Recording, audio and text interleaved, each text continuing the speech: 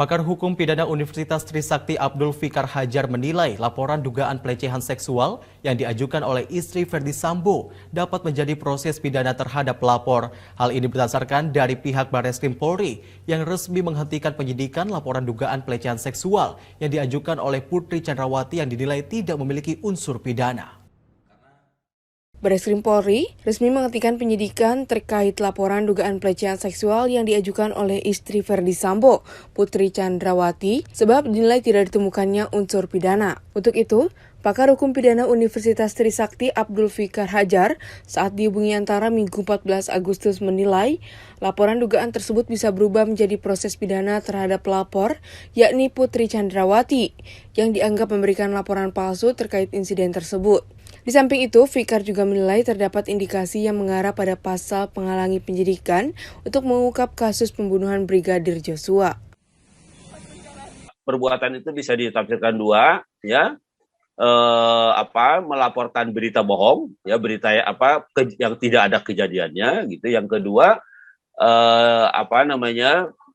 dia sengaja untuk menutupi kejadian yang lain, gitu, ya, sengaja. Ada kesengajaan untuk menutupi, ya, kejadian yang lain, gitu, sehingga umpamanya seolah-olah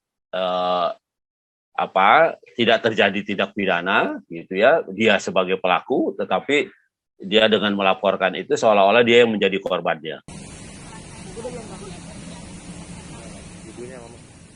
Lebih lanjut, Fikar mengatakan pelapor bisa terjerat dengan pasal 220 yang di dalamnya tercantum mengenai aturan laporan palsu dengan hukuman pidana paling lama 1 tahun 4 bulan. Hingga pasal 221 yang secara jelas mengatur ancaman pidana terhadap pihak-pihak yang menghilangkan atau menyembunyikan bukti-bukti agar tidak dapat diperiksa untuk kepentingan penegakan hukum, dengan ancaman pidana paling lama 9 bulan.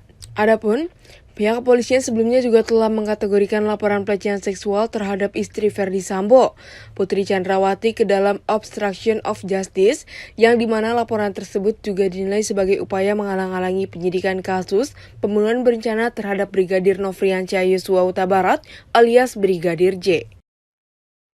Simpulkan gitu Pak ya, untuk pelapor ini, Sri FS ini berarti bisa nantinya statusnya juga bisa berubah menjadi tersangka.